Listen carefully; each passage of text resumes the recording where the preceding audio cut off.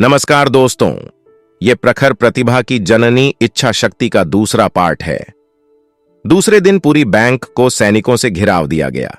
दो व्यक्ति पिस्तौलें लिए छद्मवेश में मैनसिंह के पीछे पीछे चल पड़े ताकि वह किसी प्रकार की चाल न चल सके। ट्रेजरर के सामने उसे खड़ा कर दिया गया। मैनसिंह ने जेब से एक कोरा कागज निकाला, एकाग्र नेत्रों से देखा तथा ट्रेजरर को दे दिया। ट्रेजरर गौर से उस कागज को उलट पलट कर देखकर आश्वस्त हो गया कि वह एक चेक है एवं सही है। उसे अपने पास रखकर उसने 1,00,000 रुपये मैनसिंह को दे दिए। उसे लेकर वह स्टालिन के पास पहुंचा तथा सौंप दिया। सारा विवरण जानकर स्टालिन के आश्चर्य का ठिकाना न रहा। इतने पर भी स्टालिन का उसकी संकल्प शक्ति पर पूर्ण विश्वास न हुआ। उधर मैनसिंह वह धनराशि लेकर खजांची के पास पहुंचा, पूरी बात बताई। उसने चेक समझकर रखे हुए कागज को दोबारा देखा तो वह अब मात्र कोरा कागज था। धनराशि को वापस करते हुए मैनसिंह ने खजांची से कहा, महोदय क्षमा करें, यह संकल्प शक्ति का एक छोटा सा प्रयोग था। आपको इसका दंड भुगतना पड़े, इस कारण लौटाने आया हूं। वह क्लर्क इस घटना से इतना अधिक हतप्रभ हुआ कि उसे हार्ट अटैक का दौरा पड़ा और कई दिनों तक भयावह सपने आते रहे। इस रहस्य की और भी पुष्टि करने की दृष्टि से उधर स्टालिन ने मैनसिंह को दूसरा आदेश दिया कि सैनिकों की देखरेख में बंद कमरे से निकलकर वह ठीक 12 बजे रात्रि को स्टालिन से मिले।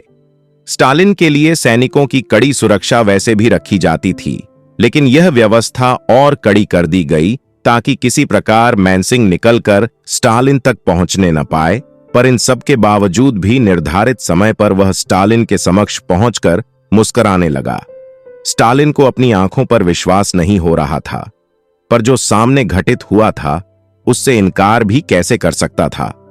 भय मिश्रित स्वर में उसने मैनसिंह से पूछा कि यह असंभव कार्य तुमने किस प्रकार, किस शक्ति के सहारे किया, थोड़ा विस्तार में बताओ। मैनसिंह बोला, यह और कुछ भी नहीं, संकल्प बल का एक छोटा चमत्कार है। मैंने मात्र इतना किया कि मन को एक विचार, एक लक्ष्य के लिए एकाग्र किया। तत्पश्चात दरवाजे पर आकर सैनिक से निर्देश के स्वर में बोला, मैं वेरिया हूं, झातव्य है। तब वेरिया को रूसी फौज का सबसे बड़ा अधिकारी, स्टालिन के बाद सर्वशक्तिमान अधिकारी माना जाता था। आपसे मिलने की इच्छा जाहिर करते ही सैनिकों की पहली कतार ने मुझे एक कमरे का नंबर बताया। वहां पहुंचने पर मैंने पुनः अपना परिचय पहले की भांति दिया। सुरक्षा पर तैनात सैनिकों ने एक दूसरे दिशा वाले कमरे की ओर संकेत किया। वहां भी शस्त्र सैनिकों की एक टोली मौजूद थी। जनरल वेरिया का नाम सुनकर वह उन्हें प्रत्यक्ष सामने देखकर उस सैनिकों ने भी अभिवादन करते हुए आगे का रास्ता बताया। इस प्रकार सैनिकों की 7 टोली पार करने के बाद निश्चित रूप से यह मालूम हुआ कि आप कहां हैं। अपना पूर्व की भांति परिचय देकर मैं यहां आ सकने में सफल हुआ। मैनसिंह के द्वारा स्टालिन को एक नया सूत्र हाथ लगा कि मनुष्य के भीतर कोई ऐसी अविज्ञात शक्ति विद्यमान है जो प्रत्यक्ष सभी आयुधों से भी अधिक समर्थ है। उसके द्वारा असंभव स्तर के कार्य भी पूरे किए जा सकते हैं। स्टालिन ने मैनसिंह की अतीन्द्रिय सामर्थ्य के परीक्षण के लिए नामोर नामक एक मनःशास्त्री को नियुक्त किया, जो अपने समय का मनोविज्ञान का मूर्धन्य विशेषज्ञ माना जाता था। लंबे समय तक उसने मैनसिंह का अध्ययन किया। अंततः उसने घोषणा की कि मन की अचेतन शक्ति चेतन की तुलना में अधिक सबल है। उसे उभार कर अच्छे बुरे दोनों ही तरह के काम लिए जा सकते हैं। मैनसिंह के भीतर का अचेतन प्रचंड रूप से जागृत है।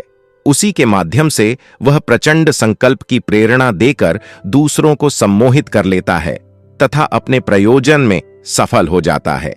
मनोबल की शक्ति एक दैवी विभूति। साधनों के आधार पर सफलताएं मिलती हैं। साधनों को ही बल भी कहते हैं।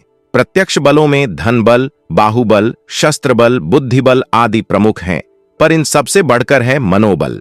मनोबल का तात्पर्य शिक्षा की कल्पना, बहुज्ञता, अनुभवशीलता से नहीं वरन दृढ़ निश्चय से है। यह यदि आदर्शों के निमित्त प्रयोग किया जाता है तो उसी को संकल्प बल भी कहते हैं। जिसकी संकल्प शक्ति जितनी बलवान है उसे उतने ही स्तर का बलवान कहना चाहिए। किसी किसी में यह शक्ति जन्मजात भी होती है, पर यह आवश्यक नहीं, उसे अभ्यास से बढ़ाया जा सकता है। छोटे कामों में हाथ डालना और उन्हें पूरा करके ही चैन लेना, यह मनोबल बढ़ाने का तरीका है। एक के बाद दूसरा काम हाथ में लेना और उसकी कठिनाइयों से निपटना, यही है वह मार्ग जिस पर चलते हुए मनोबल अर्जित किया जा सकता है। यह विभूति जिसके हाथ लग गई, समझना चाहिए कि महामानव बनने का सूत्र उसके हाथ लग गया। प्रायः देखा जाता है कि बहुत साधन होते हुए भी लोग साधारण से काम भी नहीं कर पाते। इनके विचार डगमगाते रहते हैं। जो काम हाथ में लिया है वह उचित भी है या नहीं, अपने से बन पड़ेगा या नहीं, ऐसे विकल्प मन उठते रहते हैं। कच्चा मन एक को छोड़ दूसरा काम हाथ में लेता है। कुछ दिन बाद दूसरा भी हाथ से छूट जाता है और तीसरे को अपनाते हैं। इस तरह अनिश्चय की दशा में शक्ति का अपव्यय होता रहता है। दिशा निश्चित न होने पर कुछ दूर पूर्व को, कुछ उत्तर पश्चिम दक्षिण को चलने वाले दिन भर घोर परिश्रम करते रहने पर भी थकान सिर पर ओढ़ते हैं। अच्छा यही है कि पहले ऊंच नीच के हर पहलू पर विचार कर लिया जाए। बुद्धिपूर्वक जो निश्चय निकले उसे दृढ़तापूर्वक अपनाया जाए।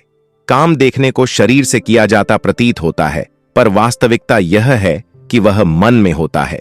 मनोयोग लगा देने से योजना के सब पक्ष सामने आते हैं, अन्यथा बाल कल्पनाएं मन में उठती रहती और पानी के बबूले की तरह अस्त व्यस्त होती रहती हैं। बच्चे सारे दिन उछल कूद करते रहते हैं। इनमें से हर एक क्रिया के पीछे एक उद्देश्य होता है, पर यह उद्देश्य ठहरने नहीं पाते। एक के बाद दूसरी इच्छा सामने आ जाती है और पिछली को छोड़कर अगली में हाथ डालते हैं। इस प्रकार दिन भर में ढेरों मनोरथ सामने आते हैं और वे सभी आधे अधूरे रहकर अस्त व्यस्त हो जाते हैं। इसी को बाल बुद्धि कहते हैं। इसी प्रकार की राजनीति कितने ही बड़ी आयु के व्यक्ति भी अपनाते देखे जाते हैं। फलतः उनमें से एक भी पूरा नहीं हो पाता। काम को पूरा करने के लिए आवश्यक है कि योजना सर्वांगपूर्ण बने। उसके लाभ हानि पर सांगोपांग विचार किया जाए। साधन जुटाने के लिए जो करना पड़ेगा उसका मानचित्र मस्तिष्क में रहना चाहिए। जो कार्य वर्तमान साधनों के सहारे किया जा सकना संभव है उसमें हाथ डाला जाए। भविष्य में जितने साधन बढ़ते जाएं उतना काम बढ़ाता चला जाए। साधन कम पड़े तो काम की रूपरेखा में काट छांट कर ली जाए। यह सब तभी बन पड़ता है जब प्रस्तुत योजना पर समग्र मनोयोग एकत्रित किया जाए। अधूरे चिंतन से न पूरी रूपरेखा समझ में आती है और न उसका क्रम बनाने का तारतम्य ठीक से बनता है। दिलचस्पी जितनी जिस काम में रहेगी वह कार्य ठीक तरह बन पड़ेगा। साधनों का नियोजन भी तभी होता है जब पूरा मन उसमें लग पा रहा है, अन्यथा उपयुक्त साधन होते हुए भी उनका उपयोग ठीक तरह नहीं हो पाता। आधे अधूरे मन से किए हुए काम सदा अधूरे रहे हैं। मनोबल का एक अर्थ हिम्मत भी है, जिसमें दिलचस्पी भी शामिल है। किसी काम को रुचिपूर्वक किया जाए तो उसका प्रतिफल दूसरा होगा और बेगार भुगतने की तरह निबटाया जाए तो उसकी उपलब्धि बिल्कुल दूसरी होगी। रुचिपूर्वक बया घोंसला बनाती है तो उसकी सुंदरता और मजबूती देखते ही बनती है। मंदबुद्धि कबूतर आड़ी तिरछी लकड़ियां डाल देता है, उसका परिणाम ऐसे घोंसले के रूप में सामने आता है जो जरा सा हवा का झोंका भी बर्दाश्त नहीं कर सकता। नौकरों द्वारा कराए गए काम और मालिक के द्वारा अपने हाथों किए गए काम में जमीन आसमान जैसा अंतर होता है। यही कारण है कि मजदूरों द्वारा कराई गई लंबी चौड़ी काशत में भी कुछ लाभ नहीं होता, वरन उलटा घाटा जाता है। इसके विपरीत जिस खेती को घर मालिक मिलजुल कर करते हैं वह सोना उगलती है। सेना का इतिहास इसी तथ्य से भरा पड़ा है। जिसके सैनिक भले ही कम रहे हों, पर जो हार जीत को निजी प्रतिष्ठा का प्रश्न बनाकर लड़ते हैं वे कमाल दिखाते हैं। सफलता उनके चरण चूमती है, किंतु जो नौकर की तरह जान बचाते हुए लड़ते हैं उनकी संख्या बहुत होते हुए भी, साधन बढ़िया होते हुए भी हारते हैं। मनोबल ऊंचा बना रहे तो पीछे हटती हुई सेना पुनः आक्रमण करके अपने खोए हुए इलाके पुनः प्राप्त कर लेती है। इसके अभाव में बेखबरी से ग्रसित सेनापति अपने जीते हुए इलाके भी हाथ से गंवा बैठते हैं। संसार में महापुरुषों का अपना विशेष इतिहास है। कोलंबस, नेपोलियन आदि के पराक्रम ऐसे हैं कि जिन्हें पढ़ सुनकर दांतों तले उंगली दबानी पड़ती है। इनकी शारीरिक मानसिक बनावट में कोई खास विशेषता नहीं थी।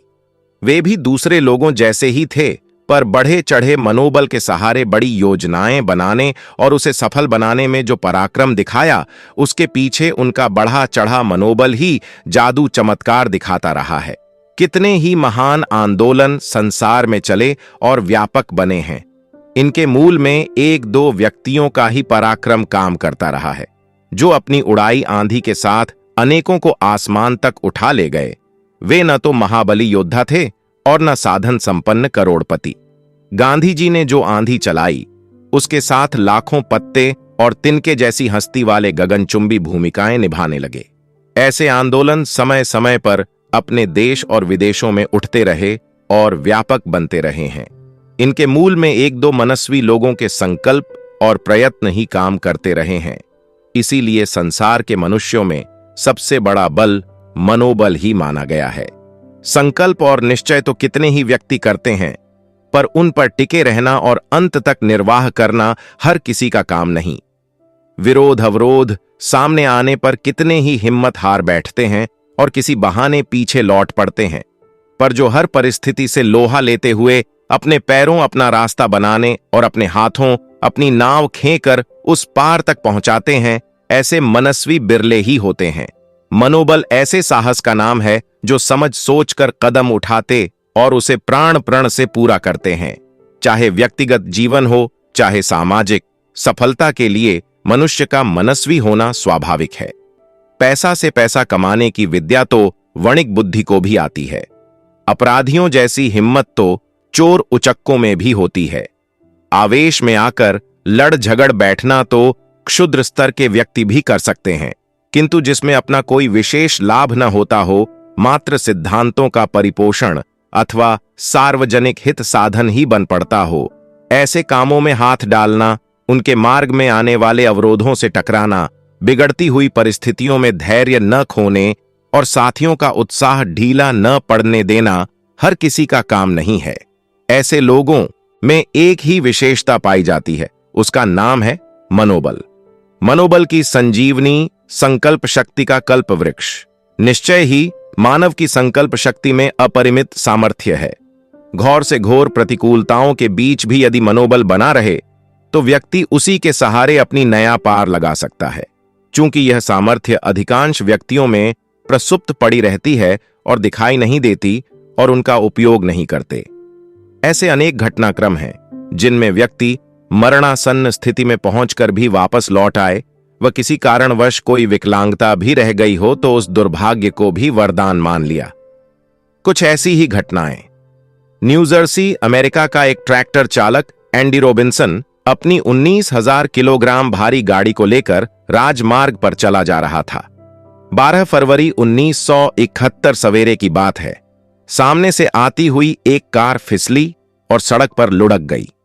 उसने ट्रैक्टर को रोका भी, बैलेंस सधा नहीं। वह पुल के जंगलों को तोड़कर 12 मीटर नीचे गिरा और गाठरों में फंस गया। उसका सिर बुरी तरह फट गया। खून की धारा बह रही थी और मांस लटक रहा था, तो भी वह घबराया नहीं। किसी प्रकार अपने को संभाला और निकाला। पंजों के सहारे रेंगता हुआ बाहर आया और पास के अस्पताल में ज्यों त्यों करके जा पहुंचा। डॉक्टरों ने अधिक ध्यान न दिया, ज्यों की त्यों मरहम पट्टी करके घर वापस भेज दिया। इतने पर भी उसका दर्द कम न हुआ। अस्पताल से फिर बुलाया आया। दोबारा मुआयना हुआ। उसकी पसलियां टूटी मिलीं। खोपड़ी और कूल्हे की हड्डियों में भी भारी टूट फूट थी। इलाज चलता रहा, पर स्वास्थ्य दिनों दिन गिरता ही गया और वह घर लौट आया। मस्तिष्क की गहराई तक में आघात पहुंचे थे। धीरे धीरे उसकी नेत्र ज्योति चली गई। अब वह क्या करे? सोचने लगा, उसे अंधों के स्कूल में भर्ती होना चाहिए। सो उसने स्पर्श लिपि के सहारे कुछ पढ़ना लिखना भी सीख लिया। मन बहलने लगा। अब नई मुसीबत खड़ी हुई। दाहिने हाथ ने भी जवाब दे दिया। उसे लकवा जैसा मार गया। बात यहीं समाप्त नहीं हुई, उसके कान भी बहरे हो गए। अब उसने एक कान में लगने वाली मशीन का प्रबंध किया। इससे बहुत जोर से बोलने पर वह मतलब की बात सुन लेता था। इन परिस्थितियों में घिरा रहने पर भी वह हताश नहीं हुआ। कुशल पूछने वालों से इतना ही कहता, ईश्वर को धन्यवाद है, संसार में अनेक संकटग्रस्तों की अपेक्षा अभी भी मैं अच्छा हूं। बेकार बैठा बैठा क्या करे? काम के बिना चैन न पड़ता था। सो उसने पत्नी के घरेलू कामकाज में हाथ बंटाना आरंभ कर दिया। इससे पत्नी का समय बचा और वह उतनी देर में कुछ कमा लेने का प्रयत्न करती। सामने पार्क जैसा मैदान था, उसमें घास काटने का काम उसने प्राप्त किया। उसके लिए उसने एक तरकीब निकाली। बीच बीच में खूंटा गाढ़ा, उसमें रस्सी लपेटी। उसे थामने से यह पता चलता रहता कि कितने घेरे की घास कट रही है। एक घेरा साफ हो जाता तो रस्सी को कुछ और खोलकर घेरा बढ़ा लेता और उसमें घास काटने लगता। इस प्रकार पूरे पार्क की घास मशीन से काटने का अभ्यास उसे हो गया। काम से लगे रहने पर व्यर्थ की चिंताओं से बचा रहता और थक जाने पर गहरी नींद सोता। अब उसने एक नया शौक अपनाया, चिड़ियों की बोली की नकल करना। इस कारण कितने ही पक्षी उसके पास दौड़ाते और हाथ पर रखा भोजन निर्भय होकर खाते। एक अच्छा मनोरंजन हाथ लग गया। एक दिन कोई मुर्गियों से लदा ट्रक पास में ही उलट गया। उसकी एक घायल मुर्गी रॉबिन्सन के घर में घुस गई। टांगें कट जाने पर भी वह कुछ दिन में अच्छी हो गई और प्यार दुलार के वातावरण में सहेली बन गई। बिना पैरों के भी किस तरह चला जा सकता है, यह कला सिखाई गई तो मुर्गी ने सीख भी ली। दोनों की खूब पटती। नाम रख लिया टुक टुक। ऐसा ही कुछ वह बोलती जो थी। दर्द उसके सीने में अभी भी होता रहता था, पर भगवान को यही धन्यवाद देता रहता कि मैं जीवित तो हूं। 4 जून 1980 की बात है। शाम होते होते घटा उठी और तेज वर्षा होने लगी। मुर्गी को पास न देखकर वह उसके किसी संकट में फंस जाने की आशंका से ढूंढने घर से बाहर निकला और टुक टुक की आवाज लगाकर उसे खोजने का प्रयत्न करने लगा। इस प्रयास में वह भीगता भी जा रहा था। अचानक आसमान से बिजली गिरी। दिल दहलाने वाली भयंकर गर्जना हुई। चौंधियाने वाले प्रकाश से वह सारा क्षेत्र भर गया। रॉबिन्सन को भयानक झटका लगा। वह धड़ाम से गिरा और बेहोश हो गया। आधा घंटे में होश आया तो प्यास से गला सूख रहा था। सारा शरीर कांप रहा था। पड़ोसी का घर सामने था, वह उसी में घुस गया और मांगकर कितने ही गिलास पानी पीता चला गया। प्यास अभी भी शांत नहीं हो रही थी। पड़ोसियों ने उसे घर पहुंचा दिया। आश्चर्य यह कि उसकी दृष्टि लौट आई। सामने दीवार पर टंगे पोस्टरों को वह पढ़कर सुनाने लगा। पत्नी ने घड़ी का समय बताने कहा तो उसने देखकर वह भी सही बता दिया।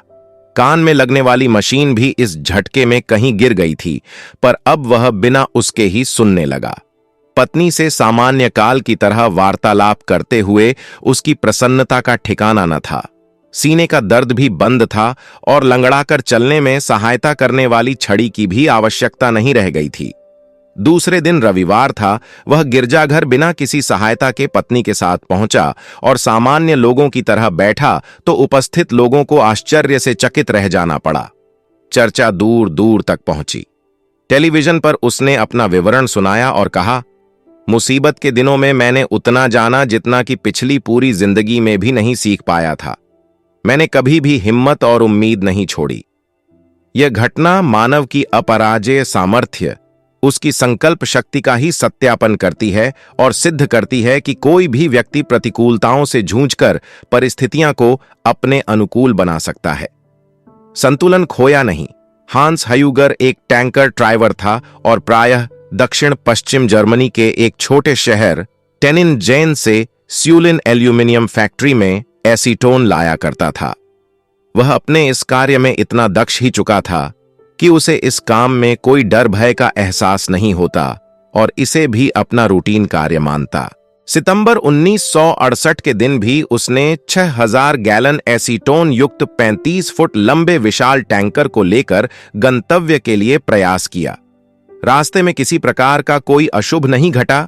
स्यूलिन पहुंचकर उसने टैंकरों को खाली करना आरंभ किया। 1 घंटे के भीतर टैंकर हयूगर ने सुरक्षित खाली कर लिए। 6वें टैंकर का एसीटोन जब भूमिगत स्टोरेज टैंक में डाल रहा था, तभी अचानक न जाने कैसे उस टैंकर में आग लग गई और उससे 5 फुट लंबी ज्वाला निकलने लगी। इस समय तक 6 बज चुके थे। फैक्ट्री की दीवावाली समाप्त हो चुकी थी। लोग अपनी ड्यूटी पूरी कर बाहर आ रहे थे और नई पारी के कर्मचारी अंदर प्रवेश कर रहे थे। बाहर इनका भारी जमघट था। ह्यूगर ने सोचा कि यदि यह आग हौज पाइप के माध्यम से किसी प्रकार स्टोरेज टैंक में पहुंच गई तो क्षण में ही पूरी फैक्ट्री और कर्मचारी रखा के ढेर में बदल जाएंगे। फैक्ट्री के पास पड़ोस के गांवों को जो हानि उठानी पड़ेगी सो अलग। ध्यातव्य है कि एसीटोन एक कार्बनिक यौगिक है जो भारी ज्वलनशील होता है। अस्तु उसने निर्णय किया कि इस भयंकर दुर्घटना को वह घटित नहीं होने देगा और अपना प्राणोत्सर्ग करके भी हजारों जानों की रक्षा करेगा। यह सब विचार क्षण मात्र में ही ह्यूगर के दिमाग में कौंध गए। एक पल की भी देरी करना उसने दुर्घटना को आमंत्रण करने जैसा ही समझा। अतः तत्क्षण इस दिशा में क्रियाशील हो गया। धधकती लपटों में उसने हाथ डाला और स्टोरेज टैंक का बल्ब बंद कर दिया। तत्पश्चात उससे जुड़े हॉज पाइप को पृथक किया। हॉज पाइप के खुलते ही आग का एक फव्वारा छूटा और देखते देखते टैंकर के पिछले भाग को बुरी तरह अपने गिरफ्त में ले लिया। ह्यूगर ने अविलंब ट्रक चालू की और धधकते टैंकर को किसी निर्जन सुरक्षित स्थान में छोड़ देने के लिए चल पड़ा।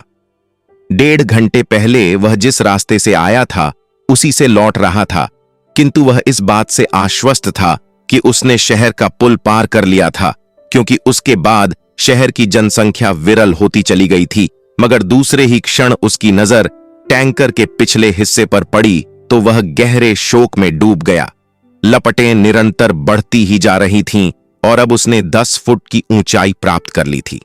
ह्यूमर ने ट्रक की गति बढ़ा दी। गति बढ़ते ही ज्वाला नीची और छपटी हो गई। दमकल के आने तक किसी संभावित दुर्घटना से बचने के लिए उसने गति तेज रखना ही उचित समझा, क्योंकि अभी उसे लगातार बढ़ना था। अब तक उसे कोई ऐसा उपयुक्त स्थान मिल नहीं पाया था जहां वह ट्रक को छोड़ सके। पास पड़ोस के क्षेत्र की आबादी अभी भी घनी थी। कुछ आगे बढ़ा तो एक रेल रोड क्रॉसिंग था जहां से एक ट्रक गुजर रहा था। ह्यूमर का टैंकर उसके पिछले डिब्बे से टकराते टकराते बचा। कुछ और आगे बढ़ा तो शाम की भीड़ से यातायात पूरा जाम था। उसे अब प्रत्यक्ष मौत सामने दिखाई पड़ने लगी, क्योंकि क्षण भर के लिए रुकने से आग केबिन में पहुंच सकती थी, मगर वह लाचार था। अब निकलने के सारे रास्ते बंद थे। रोड की एक ओर गहरी खाई थी तो दूसरी ओर भीड़भाड़ युक्त शहर। जाएं तो किधर? इस वक्त उसे अपनी जान से अधिक प्यारी और कीमती सैकड़ों निरीह लोगों की जान लग रही थी।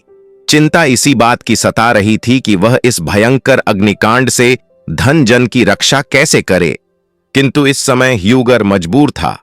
विवशता में गाड़ी रोकनी पड़ी। गाड़ी रुकते ही ज्वाला दुर्धर्ष बनी और ह्यूगर को निगलने की हर छंद कोशिश करने लगी, पर ह्यूगर अपने दीमक का सा धैर्य का परिचय देता रहा। इस बीच वह लगातार हॉर्न बजाता रहा। अल्प विराम के बाद मैदानी भाग की ओर जैसे ही भीड़ कुछ छंटी, उसने उसी ओर ट्रक दौड़ा दी।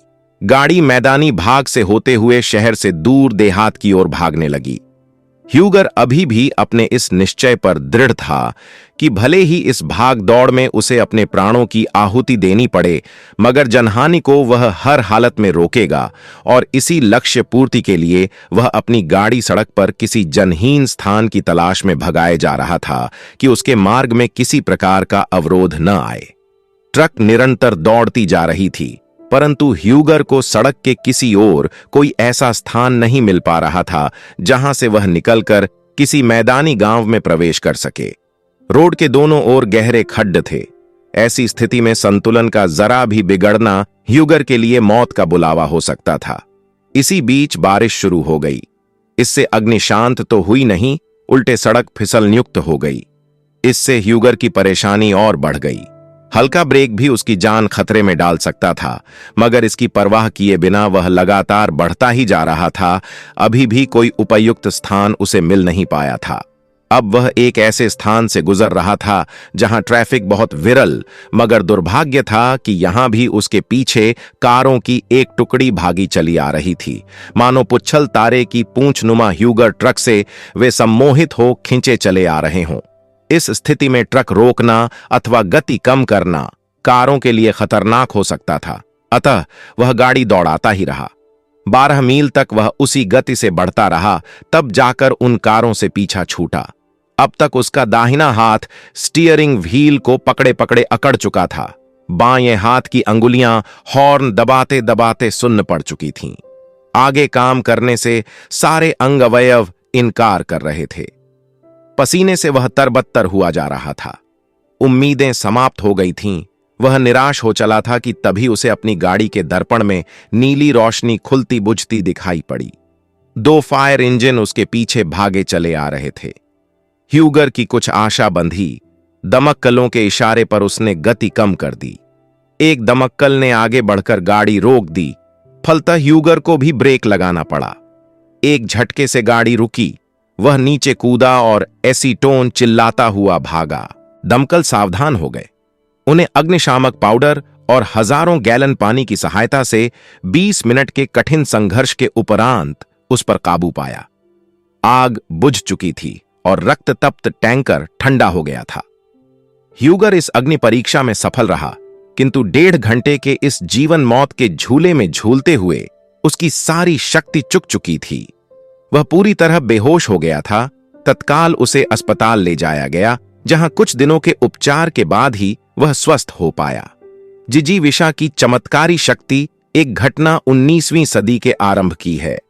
लंदन की टेम्स नदी से जूलियन नामक एक जहाज बैंकॉक के लिए रवाना हुआ। उसमें पत्थर का कोयला एवं अन्य सामान भरे हुए थे। जहाज अभी अपनी यात्रा का 1 घंटा भी पूरा नहीं कर पाया था कि मुश्किल में फंस गया। उसके निचले तल में रखे कोयले में न जाने कैसे आग लग गए। आरंभिक दौर में इसकी जानकारी नहीं मिल सकी, अतः नाविकों द्वारा तत्काल कोई उपचार भी नहीं किया जा सका। ऐसी स्थिति में आग अंदर ही अंदर सुलगती और फैलती रही। जब इसका विस्तार बढ़ा तो लपटें भी बाहर निकलने लगीं। तभी कप्तान को इस अग्निकांड की जानकारी मिल पाई, किंतु अब तक आग निचले तल में बुरी तरह फैल चुकी थी। कप्तान को चिंता हुई कि यदि आग को जल्दी ही नियंत्रित नहीं किया जा सका तो जहाज के साथ उसके कीमती सामान भी जलकर नष्ट हो जाएंगे। अतः सबने मिलकर उसे बुझाने का प्रयास आरंभ किया। उसमें पानी डाला जाने लगा, किंतु पानी डालने से उसकी भाप और धुएं से नाविकों का दम घुटने लगता। अस्तु यह उपक्रम भी देर तक नहीं चल सका और बीच में ही छोड़ना पड़ा। इस समय तक जहाज अंध महासागर में प्रवेश कर चुका था। यह सागर अपने भयंकर तूफानों के लिए प्रसिद्ध है। नाविकों को अब तक सिर्फ अग्नि की भयंकरता का ही सामना करना पड़ रहा था, पर इस सागर में आते ही उन पर एक साथ 2-2 विपत्तियां टूट पड़ीं। आग सर्वनाश पर तुल्ली थी तो सागर की तूफानी लहरें उन्हें निगल जाना चाहती थीं। बचें तो किससे और कैसे? हर पल उनके लिए परीक्षा की घड़ी सिद्ध हो रही थी। अनुभवी बूढ़े कप्तान ने सोचा, यदि ऐसे वक्त मनोबल खोया तो सभी की जान चली जाएगी। अतः वह अन्य साथियों को ढाढ़स बंधाता रहा और बचाव अभियान भी जारी रखा। लहरें इतनी ऊंची और तेज हो रही थीं कि अब पानी भी जहाज में प्रवेश करने लगा। यह देख नाविकों ने पंप चालू कर दिया और उससे बराबर पानी निकलता रहा। इधर आग भी दुर्धर्ष बनती जा रही थी। इसकी प्रचंडता से लंगर और मसरूल समुद्र में गिर गए। जंजीरें पिघल गईं और अब डेक भी जलने लगा था। यदि वे चाहते तो लाइफ बोट और छोटी नौकाओं के सहारे अपनी जना बचा सकते थे, मगर अभी भी उन्हें आशा थी कि शायद वे अपने प्रयत्नों से जहाज को पूरी तरह नष्ट होने से बचा सकें और सामानों की रक्षा कर सकें। अतः वे अपने अभियान में जुटे रहे, परंतु उसका कोई प्रतिफल निकलता दिखाई नहीं पड़ रहा था। तभी सामने से एक स्टीमर आते दिखा। तट निकट ही था। इस समय तक इस विकट स्थिति में भी वह लगातार आगे बढ़ता ही रहा था और अब तक बैंकॉक तट के काफी निकट आ चुका था। स्टीमर के पहुंचने पर दोनों के कप्तानों ने सलाह की कि जहाज के सभी लोग स्टीमर में आ जाएं और उसे रस्से द्वारा स्टीमर के सहारे बांधकर बंदरगाह तक पहुंचाया जाए। ऐसा ही किया गया। 2 घंटे की कठिन यात्रा के बाद जहाज बैंकॉक बंदरगाह पहुंचा, जहां अग्निशमन दस्ते ने 1 घंटे के भीतर आग पर काबू पा लिया तथा उसमें लदे सामानों को सुरक्षित उतार लिया गया। ऐसा वस्तुतः कप्तान और नाविकों के मनोबल और जिजीविषा के कारण संभव हो सका। यदि उनमें मन संतुलन नहीं होता, जीवन बचाने की चिंता होती, तो शायद वे अपने जहाज को खो देते एवं मनोबल गंवा दिया होता तो स्वयं भी समुद्र की लहरों में समा गए होते।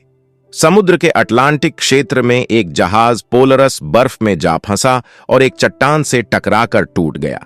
जीवित बचे 19 नाविकों ने एक बहते हुए हिमखंड पर सवारी गांठी और मछलियां पकड़ते व खाते जाते। उसी चट्टान पर कई दिन काटते तथा आगे ढकेलते हुए बर्फ की चट्टान को नाव बनाकर वे 196 दिन में 1200 मील की यात्रा करके लैब्राडोर तट पर पहुंचे और अपने प्राण बचाने में सफल रहे। बर्फ से आच्छादित उस हिमक क्षेत्र में जहां प्राणवायु भी बड़ी दुर्लभता से उपलब्ध होती है, उन्हें भरपूर मात्रा में अंतःशक्ति की प्रेरणा मिलती रही, मनोबल बना रहा एवं वे प्रतिकूलताओं से जूझते हुए राह बना सके। जुलाई 1957 का एक प्रसंग है। पैराटूपरविंग जर्मनी के कमांडर ले कुर्त एंजील ने जहाज से उड़ान भरी। दुर्भाग्यवश विमान में आग लग गई। 1500 फीट ऊंचाई से गिरे एंजील का पूरा शरीर चकनाचूर हो गया। अस्पताल में हुए परीक्षणों के उपरांत डॉक्टरों ने घोषणा की कि अब उन्हें बचा सकना बिल्कुल संभव नहीं है। इतनी असह्य पीड़ा में भी उन्होंने हिम्मत न हारी। एंजील ने चिकित्सकों के सामने बड़े साहस एवं विश्वास के साथ कहा, मैं मर नहीं सकता, अभी मुझे बहुत काम करने हैं, आप सभी अपना कर्तव्य पूरा करें। 2 महीने बाद जब वे अपनी पूर्व स्थिति में आ पहुंचे तो चिकित्सकों ने उनकी जिजीविषा एवं साहस की भूरी भूरी प्रशंसा की। व्यक्ति स्वयं अपने हाथों मौत भी बुला सकता है एवं प्रचंड मनोबल के सहारे उसे परे भी भगा सकता है, इसका यह एक जीवंत उदाहरण है। सन 1965 की एक घटना है। अमेरिका का एक हवाई जहाज समुद्र पर उड़ते हुए आग लगने के कारण जल गया। उसका पायलट समुद्र में कूद पड़ा। इतनी ऊंचाई से कूदने और समुद्र के जल पर गिरने के कारण उसे चोट भी आई, फिर भी बिना घबराए वह तैरता रहा और बुरी तरह चोट खाए शरीर को खींचता खांचता 40 घंटे तक अविराम तैरते हुए किनारे पहुंचा। किनारे पहुंचने पर कुछ लोगों ने उसे देखा तो अस्पताल में भर्ती कराने ले गए।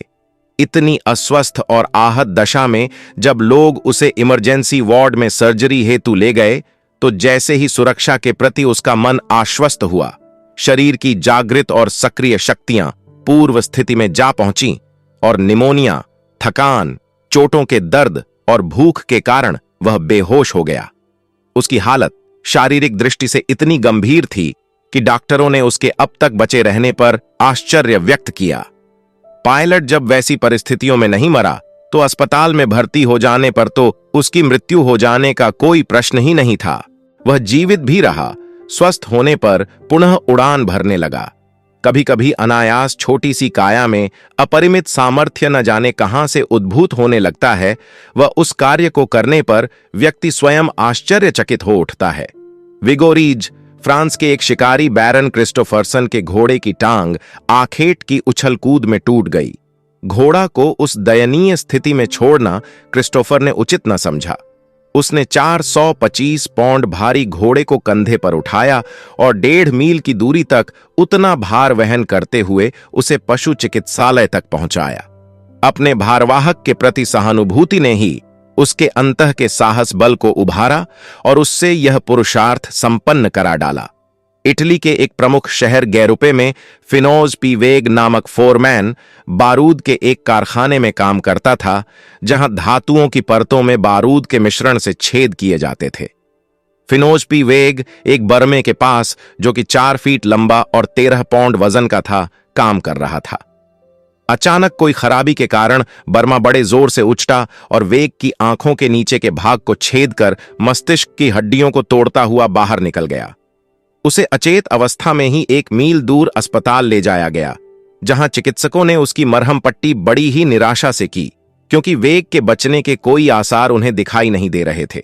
किंतु रात के 10 बजे जब वह होश में आकर बातें करने लगा तो चिकित्सकों ने पूरे मनोवेग से उसकी चिकित्सा करना प्रारंभ किया और 3 माह में ही वह पूर्ण स्वस्थ होकर घर चला गया।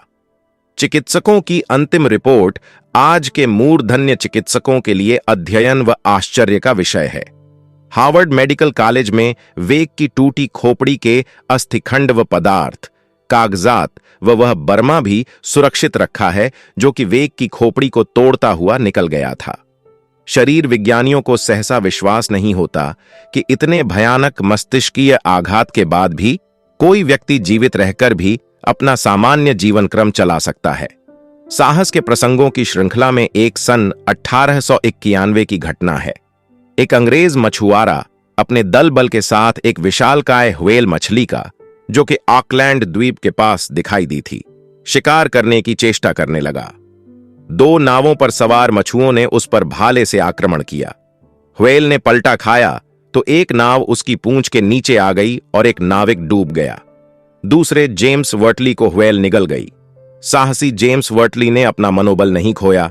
उसने अपने जेब से शिकारी चाकू को प्रयत्न करके निकाला और पेट में जकड़े रहने पर भी उसने मछली के पेट को काटना प्रारंभ किया। कुछ घंटों के परिश्रम के बाद वह सफल हुआ। 2 दिन बाद उसे नाविकों ने अचेत अवस्था में समुद्र की सतह पर से निकाला और अस्पताल पहुंचाया, जहां चिकित्सकों के 3 सप्ताह के प्रयास के बाद उसकी बेहोशी टूटी। मछली के पेट में उसका शरीर बुरी तरह क्षत विक्षत हो गया था। उसे पूरी तरह स्वस्थ होने में 2 महीने लगे। अपने धैर्य और मनोबल के कारण ही बर्टली जीवित व्हेल के पेट में से जीवित निकल सका। प्रेस फोटोग्राफर्स व इंटरव्यू लेने वालों के लिए वह एक अजूबा बन गया था। उसने प्रमाणित कर दिखाया कि यदि इच्छा शक्ति हो तो किसी भी खतरे से निपटा जा सकता है।